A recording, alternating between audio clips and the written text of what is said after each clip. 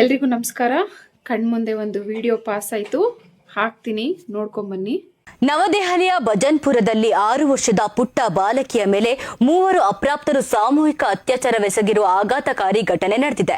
ಜನವರಿ 18ರಂದು ನಡೆದ ಈ ಕೃತ್ಯದಲ್ಲಿ 10, 13 ಮತ್ತು 14 ವರ್ಷ ವಯಸ್ಸಿನ 3 ಬಾಲಕರು ಭಾಗಿಯಾಗಿದ್ದಾರೆ ಅಂತ ಹೇಳಿ ತಿಳಿದು ಬಂದಿದೆ.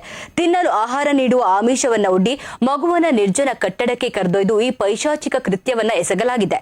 ಹೇಳಿ, ಏನ್ ಮಾಡ್ಬೇಕು ಇವಾಗ? ಮಕ್ಕಳನ್ನ ಏನನ್ನ ನೋಡಿ ಕಲಿತಾ ಇದ್ದಾರೆ ಆ ಮಕ್ಕಳು, ಏನನ್ನ ನೋಡಿ ಬೆಳೀತಾ ಇದ್ದಾರೆ, ಏನು ಗೊತ್ತು ಅವ್ರಿಗೆ ಅಂತ ಈ ರೀತಿಯಾದಂಥ ಕೃತ್ಯವನ್ನ ಮಾಡಿದ್ದಾರೆ ಅಂದ್ರೆ, ಈಗ ಮಕ್ಕಳನ್ನ ನಾವು ಪನಿಷ್ ಮಾಡ್ಬೇಕಾ ಇಲ್ಲ ಚಿಕ್ಕ ಮಕ್ಕಳು ಅಂತ ಬಿಡ್ಬೇಕಾ? ಆ ಮಕ್ಕಳು ಕೂಡ ಚಿಕ್ಕವರೇ, ಅವ್ರನ್ನ ಹೆತ್ತಿರೋರ ಮನಸ್ಥಿತಿ ಹೇಗಿರುತ್ತೆ ಅನ್ನೋದನ್ನ ಯೋಚನೆ ಮಾಡಿ. ಯಾವ ರೀತಿಯಾದಂಥ ಸಮಾಜದಲ್ಲಿ ಬೆಳೀತಾ ಇದ್ದಾರೆ ಮಕ್ಕಳು, ಯಾವ ರೀತಿಯಾದಂಥ ಎಜುಕೇಶನ್ ಅನ್ನ ಕೊಡ್ತಾ ಇದ್ದೀವಿ ಮಕ್ಕಳಿಗೆ.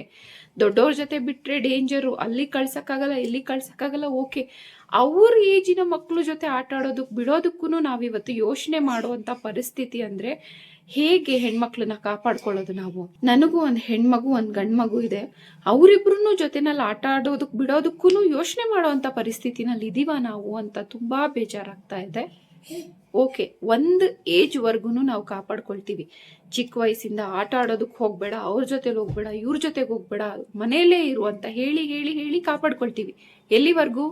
ಮದುವೆ ಮಾಡಿ ಕಳ್ಸೋವರೆಗೂ. ಮದುವೆ ಮಾಡಿ ಕಳ್ಸಿದಾದ್ಮೇಲೆ ಮುಗಿದಪ್ಪ ನಮ್ಮ ಜವಾಬ್ದಾರಿ ಅಂತ ಅನ್ಕೊಂಡು ಸುಮ್ಮನೆ ಆದ್ರೂ ಅಲ್ತಾನೆ ಹೆಣ್ಮಕ್ಳುಗಳು ಸೇಫ್ ಆಗಿದಾರ?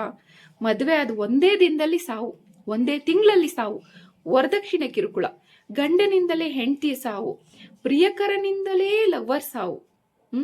ಎಲ್ಲಿದೆ ಹೆಣ್ಮಕ್ಳುಗಳಿಗೆ ಸೇಫ್ಟಿ ಅಂತ? ನಿಜವಾಗ್ಲೂ ಹೆಣ್ಮಕ್ಳುಗಳ ಸೇಫ್ಟಿ ಬಗ್ಗೆ ಇನ್ಮೇಲಾದ್ರೂ ನಾವು ಎಚ್ಚರ ವಹಿಸ್ಬೇಕು. ಕಾನೂನು ಕ್ರಮಗಳು ಇನ್ನೂ ಸ್ಟ್ರಾಂಗ್ ಆಗ್ಬೇಕು. ಇಂಥವ್ರಿಗೆಲ್ಲ ಪನಿಷ್ಮೆಂಟ್ಗಳು ತುಂಬಾ ಬೇಗ ಸಿಗ್ಬೇಕು.